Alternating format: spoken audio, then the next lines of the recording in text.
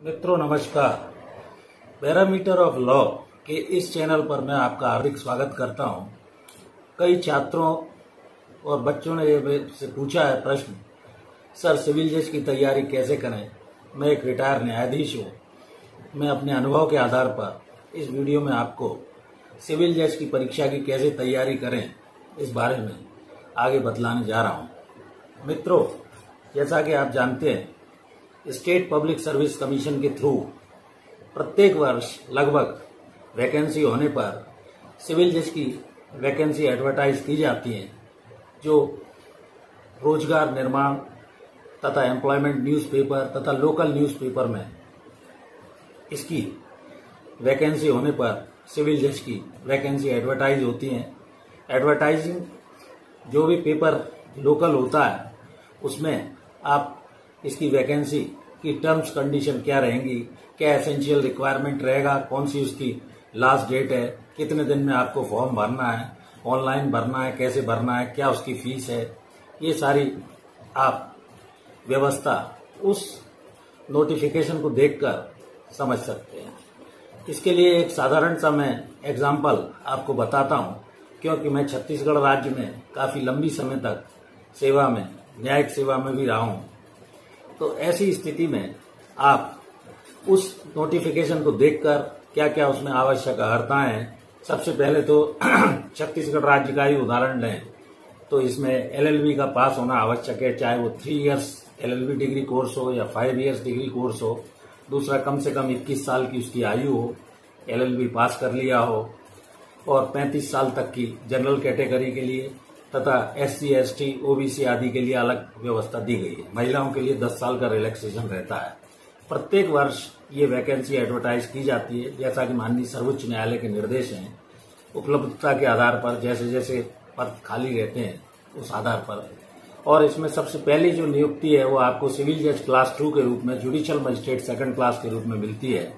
इसके अलावा तैयारी का जहां तक प्रश्न है, इसके लिए आप LLB पढ़ते समय भी तैयारी कर सकते हैं, क्योंकि कुछ ऐसे टॉपिक्स हैं और सब्जेक्ट हैं जो आपके LLB की परीक्षा में भी रहते हैं, चाहे वो सेमेस्टर परीक्षा हो या वैसी हो। इनमें मुख्य रूप से भारत का संविधान है, जैसे सिविल प्रोसीजर कोड है 1908। इसके अलावा CRPC है, criminal procedure code 1973, transfer of property act है, इंडियन कॉन्ट्रैक्ट एक्ट है। ये सब मोटे मोटे एक्ट हैं। इनके अलावा आप लिमिटेशन एक्ट है, एकोमोडेशन कंट्रोल एक्ट है, निगोशिएबल इंस्ट्रूमेंट एक्ट है, रेंट कंट्रोल एक्ट है। ये सब चीजें छोटे छोटे जो भी और एक्ट, अदर एक्ट्स उसमें प्रिस्क्राइब रहते हैं। लैंड रेवेन्यू कोड है स्टेट का। तो इनकी तैयारी के लिए सबसे पहले आप बाजार से डिगलॉट जो एडिशन आता है हिंदी और अंग्रेजी का, उसका बेयर एक्ट अपने पास रखें। सिलेबस को सबसे पहले उसमें देख लें, सिलेबस प्रिस्क्राइब दिया रहता है, नहीं है तो प्राप्त कर लें। और सिलेबस के आधार पर पिछले 10 से 15 साल के जो भी पेपर्स हैं, उन पेपरों में कौन कौन से सब्जेक्ट से कितने कितने प्रश्न पूछे जाते हैं, कौन कौन से प्रश्न पूछे गए, इसकी आपको बेसिक तैयारी 10-15 साल के जो भी पेपर्स हुए हैं, चाहे वो अनसॉल्व्ड हो या सॉल्व्ड हो, वो बाजार में अवेलेबल हो जाते हैं, इन्हें ले लें। और हमेशा इसकी तैयारी, पहले तो ये मन बना लें कि आपको जुडिशियल सर्विस में जाना है, न्यायिक सेवा में जाना है। जब आपका ये स्ट्रॉन्ग डिटर्मिनेशन होगा, दृढ़ निश्चय होगा, तभी आप इस परीक्षा की अच्छे से तैयारी कर सकेंगे। रोज आप 3-4-5 घंटे का समय निश्चित कर लें कब आपको पढ़ना है, क्योंकि सबसे अच्छी बात यह है कि इसके अंदर कोई भी जनरल नॉलेज GK नहीं है। इससे आपका मैक्सिमम टाइम, क्योंकि उसका कोई सिलेबस प्रिस्क्राइब नहीं होता और वो काफी तरह की बातें उसमें पूछी जाती हैं। तो ये आपके लिए एक प्लस पॉइंट है छत्तीसगढ़ के निवासियों के लिए।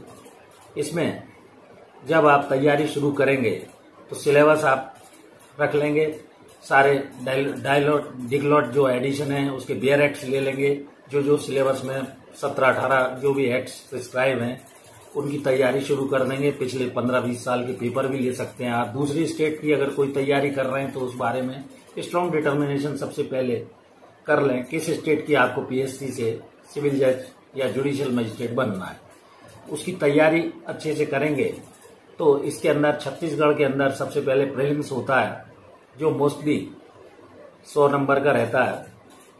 इस प्रीलिम्स में इस सिलेबस के आधार पर ऑब्जेक्टिव पैटर्न के क्वेश्चंस आते हैं। 4 उसमें क्वेश्चन के आंसर रहते हैं, उसमें आपको टिक करना होता है।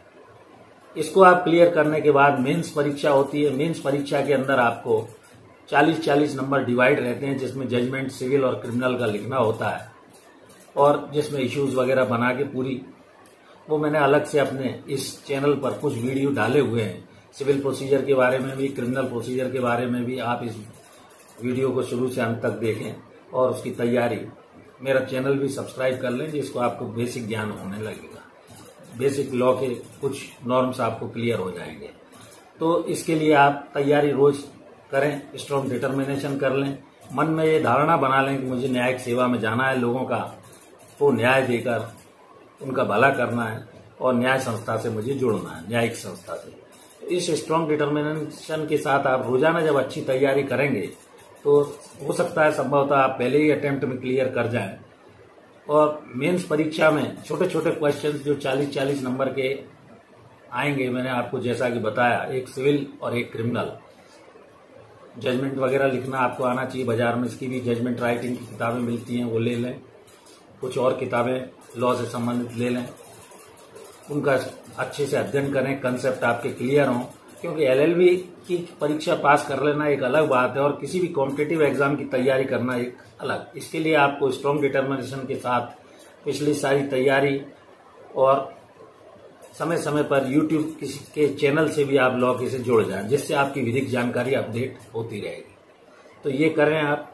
इस तैयारी से आपको हो सकता है फर्स्ट अटेम्प्ट में निकल जाए, नहीं सेकंड अटेम्प्ट में निकल सकते हैं, थर्ड अटेम्प्ट तक आवश्यक रूप से आप इस परीक्षा को क्लियर कर सकते हैं। चाहे तो किसी लॉ एकेडमी वगैरह को भी, इसके अलग अलग कोचिंग चल रहे हैं, उनकी भी अगर आपकी पेइंग कैपेसिटी है तो उन्हें भी ज्वाइन करके वहां से भी आप मार्गदर्शन ले सकते हैं। अन्यथा आप घर पर भी अच्छी तैयारी करके अपने सिविल जज के एग्जाम को क्लियर कर सकते हैं।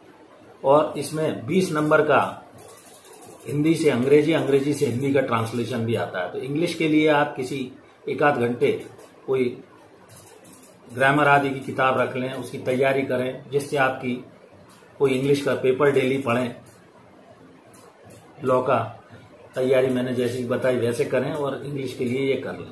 इस प्रकार आपको उसमें 15 नंबर का, जब आप प्रीलिम्स और मेंस में निकल जाएंगे तो 15 नंबर का आपका इंटरव्यू होता है। निश्चित रूप से इंटरव्यू में भी आपको सफलता मिल जाएगी और इस प्रकार आप सिविल जज के रूप में अपनी तैयारी करके सिविल जज की परीक्षा को पास कर सकते हैं।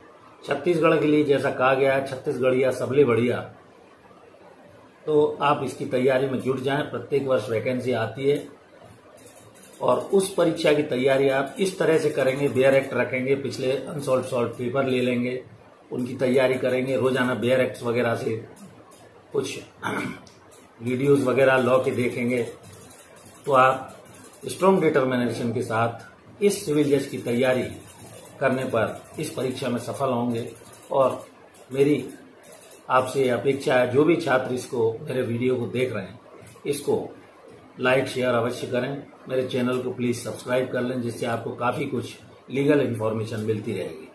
मैंने अपने न्यायिक सेवा के दौरान जो कुछ भी सीखा है अधिवक्ताओं से, माननीयों से और अपने अनुभव के आधार पर, वो एक्सपीरियंस में आपको शेयर कर रहा हूँ। ये काफी अच्छी सेवा होती है जिसमें किसी तरह का कोई दबाव नहीं होता है। ये न्यायिक सेवा फ्री फ्रॉम एग्जीक्यूटिव इंटरफियरेंस से रहती है। इसमें आप माननीय सर्वोच्च न्यायालय और उच्च न्यायालय के जो भी फैसले आपके राज्य के उच्च न्यायालय द्वारा दिए जा रहे हैं, उनका सतत अध्ययन करते रहें, तो आप अपने इस न्यायिक सेवा काल को अच्छे से निकाल पाएं। और ये सबसे अच्छी सेवा के रूप में न्यायिक सेवा होती है। इस प्रकार आप सिविल जज की तैयारी में, मेरा ऐसा मानना है, आज से ही जुट जाएं। अगर LLB कर रहे हैं तो, और LLB कर चुके हैं तो उसके बाद, तो कृपया सिविल जज की तैयारी के लिए जो मैंने वीडियो में